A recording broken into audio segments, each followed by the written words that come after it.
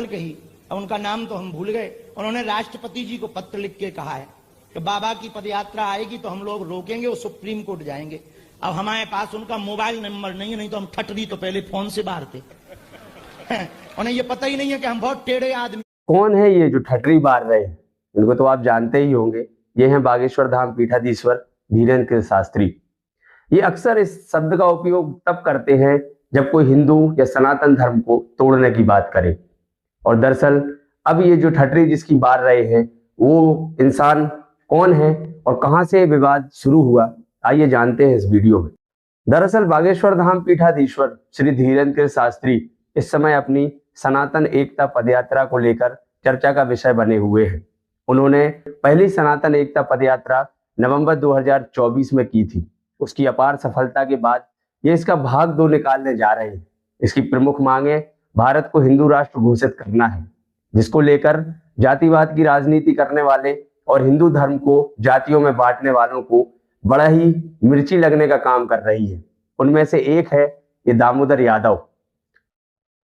दामोदर यादव ये दतिया का रहने वाला है और दलित पिछड़ा सामाजिक संगठन और आजाद समाज पार्टी का नेता है और ये दलित पिछड़ा की राजनीति में हमेशा अग्रणी रहता है। इसको जैसे ही सनातन एकता पदयात्रा के बारे में खबर मिली तो ये धीरेन्द्र शास्त्री का विरोध करने लगा और इस यात्रा को असंवैधानिक बताने लगा। और इसने बोला कि इस यात्रा के खिलाफ हम सुप्रीम कोर्ट में जाएंगे और राष्ट्रपति को भी इसके बारे में हम सूचना देंगे और इस एकता पदयात्रा को रुकवाने का काम करेंगे। शास्त्री जो कर रहे हैं वो भारतीय जनता पार्टी के इशारे पे उनका एजेंट बन के काम करने का काम कर रहे हैं।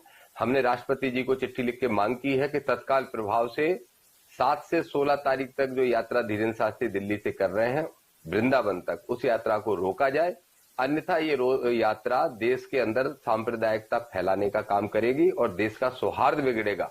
और चूंकि ये यात्रा गैर संवैधानिक है, इसलिए निश्चित रूप से इस यात्रा अगर निकाली जाती है तो ये।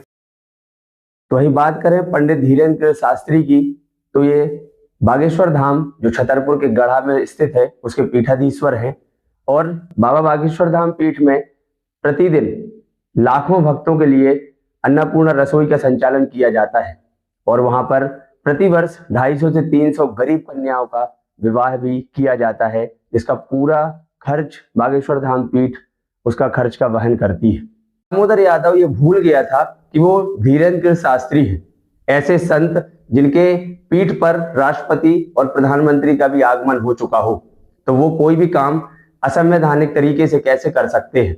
भारत एक लोकतांत्रिक और धर्मनिरपेक्ष देश है।